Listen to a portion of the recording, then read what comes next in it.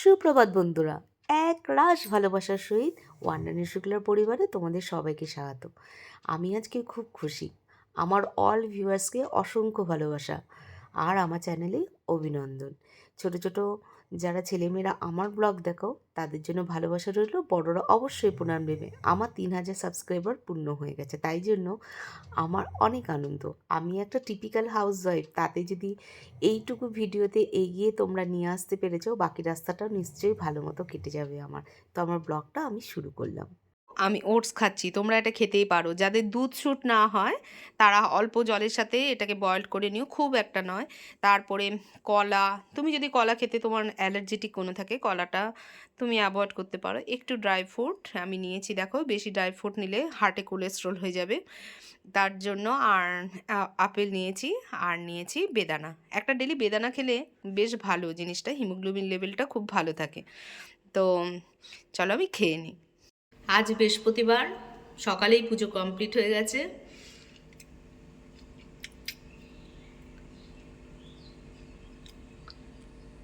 নতুন আলু দিয়ে ডিম অমলেট করে নিয়েছি, যেটা মটরশুঁটি দিয়ে দিয়ে রান্না করছি। এই যে ডিম অমলেট করে নিয়েছি, বেশ ভালো খায় দাস, তাই জন্য আজকে দাসের ফেভারিট খাবার রান্না করছি। আর এখানে বসে দিয়েছি চিংড়ি মাছ দিয়ে লাউ। দারুণ দেখতে হয়েছে না? ঘরে করে দেখো, শর্টসে থাকবে আমার রেসিপিটা, খুব ভালো। মাংসের মধ্যে সব মশলা ইউজ হবে, যা মাংসে দাও সেম তাই, শুধু অমলেটটা আগে করে নিতে হবে। পেঁয়াজ লঙ্কা যেরকম, তাও আদা ক্র্যাশ করে নুন দিয়ে সুন্দর করে। টমাটো দিয়ে একদম মসুর ডাল রান্না করেছি। ভাত তো অবভিয়াসলি খেতেই হবে। আর ডিম অমলেট করে মটরশুঁটি নতুন আলু দিয়ে। আর এখানে হচ্ছে চিংড়ি দিয়ে লাউ বিকালের জন্য মাংস দিয়ে। এবার খাবার খেয়ে নেব। দাস আসেনি, দাসে আসতে অনেক দেরি হয়, ওষুধ খেতে হবে, শরীরটা সেরকম ভালো নেই। তোমরাও খেয়ে নাও। গুড ইভিনিং বন্ধুরা। তো আমি যাচ্ছি একটা জায়গায় ঘুরতে। যাওয়ার পথেই দেখলাম, দেখো মেয়েরা কি সুন্দর ঢাক বাজাচ্ছে, পুজো হচ্ছে। দেখেই বুঝতে পারছে একটা টিকিট কাউন্টার। আমি টিকিট কিনে নিয়েছি, ছোটো সোনা আর আমি। তনুশ্রী এসেছে মেদিনীপুর থেকে, বোনরা পেছনে আসছে, বোন আর তনুশ্রী। তো আমরা এসেছি রেলওয়ে গার্ডেন। বহু দিন পরে এই রাস্তা বা গার্ডেনটা, বোন এসেছে বলে এসেছি, নাহলে আসতাম না। তো যাই হোক, গার্ডেনে প্রচুর ফুল ফোটে, প্রত্যেকবারই আমরা আসি, খুব ভালো লাগে এখানে। এত সুন্দর একটা পরিবেশ যে যে কোনো মানুষ এসে খুব কমফোর্টেবলভাবে থাকতে পারবে, ঘুরতে পারবে। এখানে কিন্তু মানে জায়গা বুক করে পিকনিকেরও বন্দোবস্ত রয়েছে। 20 টাকা করে টিকিট, সবাই কেটে ভেতরে ঢুকতে পারবে। আর গাড়ি রাখার, যদি ভেতরে রাখে টু হুইলার, তাহলে 20 টাকা করে টিকিট। আর ফোর হুইলার ঢুকতে দেবে না, তার কোনো টিকিট নেই, বাইরেই রাখতে হবে।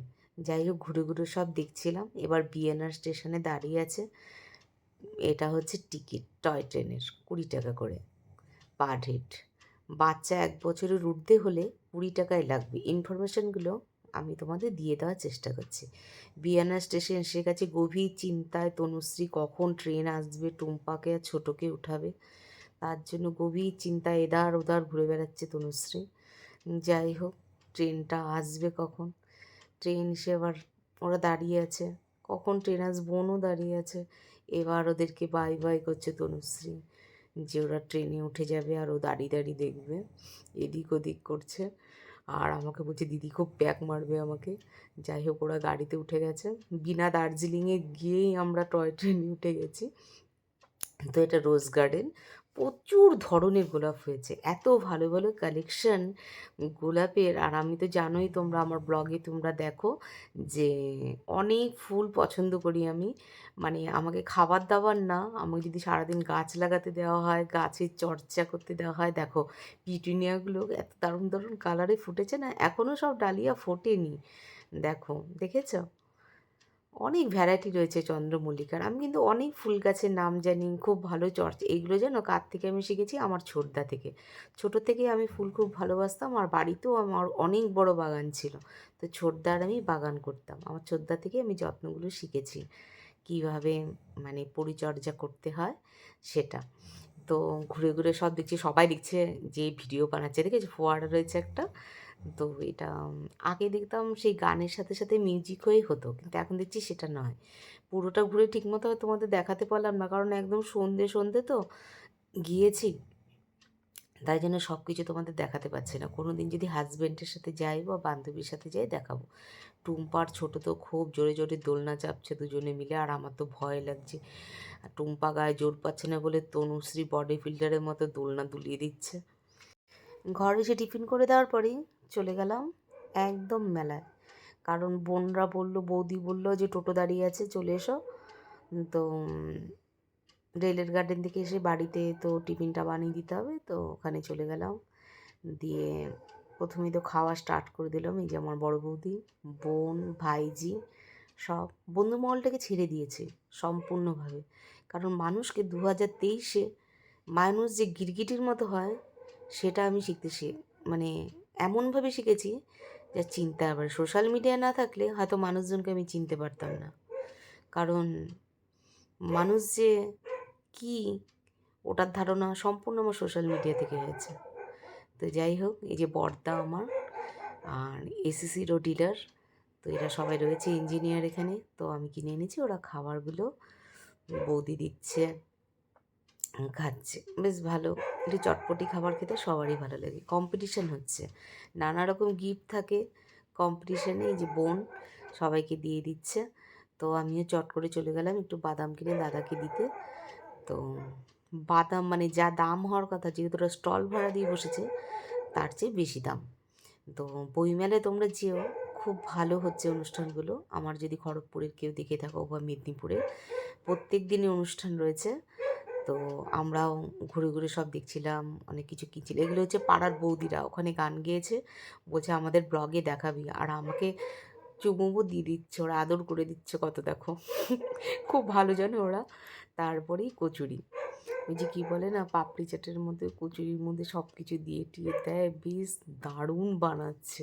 দেখে আর লোভ সামলাতে পারলাম না, কিন্তু বরের সাথে যেদিন গেছিলাম, বর তো আমাকে ধাবা দিয়ে দিন নিয়ে এসছে যে খেতেই দেবে না বাইরের কোনো খাবার, খেতে দেবে না বলে তারপরে বিরিয়ানি কিনে বাড়ি নিয়ে এসছে, বিরিয়ানিটা যেন ভালো। যাই হোক, তারপরে বানাচ্ছে, খেলাম। তো দাদাদের কম্পিটিশনে যে লোকটাকে দেখতে পাচ্ছি, যে লোকটাকে ওই পাশটা করে দেখাচ্ছে, আমার বড়দা কী করছে যেন, বৌদিকে বলছে তোর জন্য সম্বন্ধ দেখছি, তোর বিয়ে দিয়ে দেবো। এরকম ওরা 24 ঘন্টায় করে। যাই হোক, মা যদি জীবনে কোনো একটা ভালো কাজ করে গেছে, সেটা হচ্ছে বৌদির মতো একটা মানুষ আমাদের বাড়িতে নিয়ে এসেছে। অনেক রিজনেবল প্রাইসেই কিন্তু মেলাটা বসেছে, ছোট ছোট 15 টাকা 20 টাকা জিনিসপত্র, বেশ সুন্দর সুন্দর জিনিস। আমি একটা আয়না চিরুনি কিনেছি, 2-4টা গার্ডার কিনেছি, কানের দুল কিনবো বললাম, আমার বোন বললো দাঁড়া আমি সব আনবো কলকাতা থেকে, কারণ সেলার আনবো তখন তুই নিস। তো ঘুরে ঘুরে সব কিছু দেখছিলাম, খুব আনন্দই হচ্ছিলো। তো আনন্দে থাকাই ভালো, কেউ লুকিয়ে লুকিয়ে আনন্দ করে, কেউ সামনে করে। তো যাই হোক, মেলা থেকে এবার ফেরার পালা। এবার ব্লগটা শেষ করতে হবে। সব কিছু ঘোরাঘুরি হয়ে গেল চতুর্দিকে, খুব আনন্দ করলাম। রাত হয়ে গেল বাড়ি ফিরতে, এখন বাজে 10টা 10, কিছুক্ষণ আগেই ফিরেছি আমি। আর একটু বড়দার খুব শরীর খারাপ, বাড়ি চলে গেছিলাম একটু ওখান থেকে, এক জায়গা থেকে বেরিয়ে বাড়ি গেছিলাম দেখতে দাদার সুগার ফল করছে। বড়দা খুব কষ্ট করেছে সারা জীবন, নিজে দাঁড়াতে, পরিবারকে ভালো রাখতে অনেক কষ্ট। আমার দুই ভাই ওরকম, কিছু করার নেই, ওরা অন্যরকম। আজকালকার সব জায়গা থেকে, সব কিছু থেকে আমার ভাইগুলো আলাদা। তো যাই হোক, আমার হাজব্যান্ডকেও দেখি, সংসার ছাড়া ওর দ্বিতীয় কোনো জিনিসটাই নেই। সংসার, বউ, বাচ্চা, এটাই হচ্ছে ওর জীবন। ওর মা রয়েছে, তাছাড়াও আমি আমার হাজব্যান্ডকে কখনো দেখি না যে অন্য কোনো আড্ডা বা কিছু। আগের জেনারেশনটা একটু অন্যরকম ছিল। আর যাই হোক, ঠান্ডা পড়ছে, আজকে আরও বেশি ঠান্ডা পড়বে। তো 2-4 দিন আমার কোথাও যাওয়ার একটা প্ল্যান আছে, নিশ্চয়ই শেয়ার করব। সোমবার সকালটা খুবই স্পেশাল, তোমাদের সাথে শেয়ার করব। যদি ব্লগটা মঙ্গলবারে দিই তাহলে তোমরা দেখতে পাবে। আর বাড়ালাম না, ব্লগটা এখানেই শেষ করলাম। শুভরাত্রি।